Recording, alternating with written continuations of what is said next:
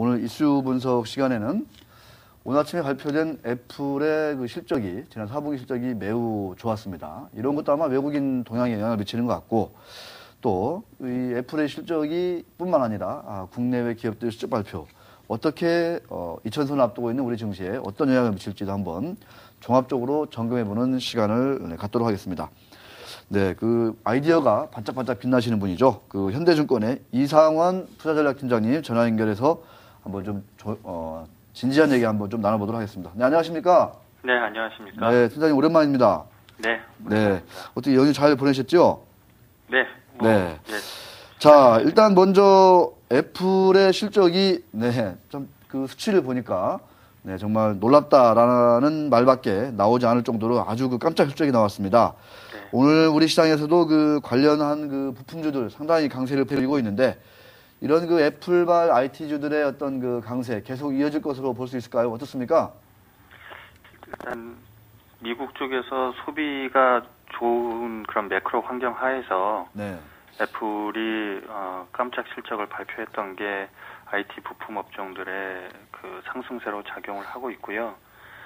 연간 증시 전망 전체를 이렇게 보더라도 올해는 투자보다는 소비 쪽에 좀 더 이제 포커스가 맞춰질 거로 보이고 있어서 동 업종들 같은 경우에는 수혜가 좀 지속적으로 예상이 된다, 이렇게 판단을 하고 있습니다.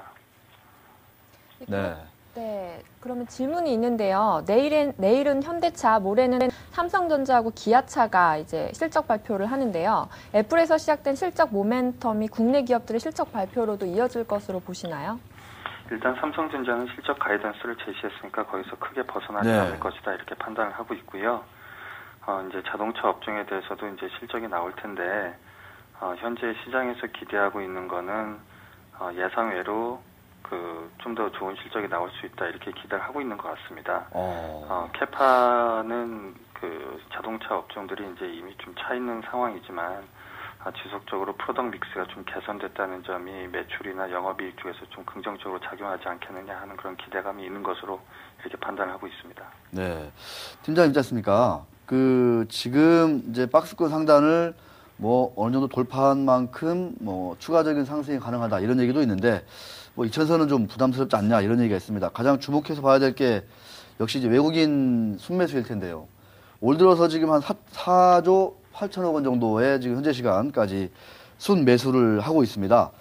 작년만 해도 상당히 좀 부정적인 접근을 보이지 않았습니까? 이렇게 좀 급작스럽게 달라진 배경이랄까요? 이 외국인들의 매수, 바이오코리아 양상인 것도 같은데, 일각에서는 숏 커버링이다, 이런 지적도 하고 있습니다. 어떻게 지금 보고 계신지요? 외국인 투자자들이 순매수로 돌아섰던 시기는 정확하게 말씀드리면 지난해 12월 21일이고요. 네. 그때 어떤 이벤트가 있었냐면 유럽의 ECB에서 유럽 지역 내 금융기관들에게 장기 대출을 통해서 대규모로 유동성을 공급했던 날짜가 정확하게 일치를 합니다. 최근에 EPFR 데이터를 통해서 이제 나타나고 있는 자료들도 보면 한국이나 이머징 시장에서 주식을 매수하고 있는 주체가 미국계 자금뿐만이 아니라 이제 유럽계 자금들도 동참하고 있다는 걸 보면 동 지역에서 금융 신용 경색이 어느 정도 좀 완화되고 있는 게 아닌가 하는 것이 외국인 매수의 촉발 요인이라고 이렇게 좀 볼 수 있을 것 같습니다. 네, 외국인 매수가 역시 좀 이유가 있다. 그 이유라는 것은 이제 유럽의 어떤 그 재정 위기가 어느 정도 한곱이 넘지 않았느냐, 이런 얘기 있는데, 그래도 이제 아직도 이 모든 문제가 해결된 건 아니다, 좀 이런 좀 우려의 시각들도 없지 않아 있는 것 같습니다. 그 팀장님께 마지막으로 좀 이렇게 여쭤보고 싶은 거는, 지금 한 시점에서의 어떤 투자 전략이라고 해야 되나요? 지금 이천선 앞두고 있는데 계속 외국인들이 사고 있는 이런 그 지수 관련 대형주들, 업종 대표주들을 꾸준하게 좀 이렇게 계속 좀 비중을 늘려야 되는 건지, 아니면 조금 여기서는 좀 이렇게 한 템포 좀 비중 조절을 했다가 다시 그 이후에 대비하는 게 나은 건지, 어떻게 지금 전략을 제시하고 있습니까? 지금 판단하기가 매우 어려운 상황일 것이라고 저도 생각을 하고 있습니다. 왜냐하면 펀더멘털 개선이라던가 기업 이익의 전망치 같은 것들은 아직까지 이제 좀 개선이 되고 있지 않은 가운데 주가가 먼저 이제 선반영하면서 밸류에이션이 높아지고 있는 국면이기 때문에 투자 판단이 좀 어려울 것이라고 이제 판단이 드는데요. 일단 현 시점에서는 악재보다는 호재 쪽에 좀 더 시장이 민감하게 반응하고 점에 좀 주목을 하셔야 될 것 같고요. 네. 업종 투자 선택에 있어서는 기존의 이제 IT와 소비재 쪽에서만 이제 강세가 나타나다가 이후로는 중국의 긴축 완화 그리고 유럽 쪽의 신용경색 완화 등으로 인해서 원자재 관련주 그리고 금융업종들이 이제 상당히 강세를 보이고 있는 상황입니다. 네. 따라서 현 시점에서는 치중된 포트폴리오보다는 기존에 덜 가지고 있었던 소재, 금융업종까지 포트폴리오의 편입 비중을 이제 확대하는 그런 전략을 가져가시는 게 바람직해 보입니다. 네. 그 현대증권 참고로 올해 뭐 제시한 그 코스피 어떤 고점 어느 정도나 되나요, 팀장님?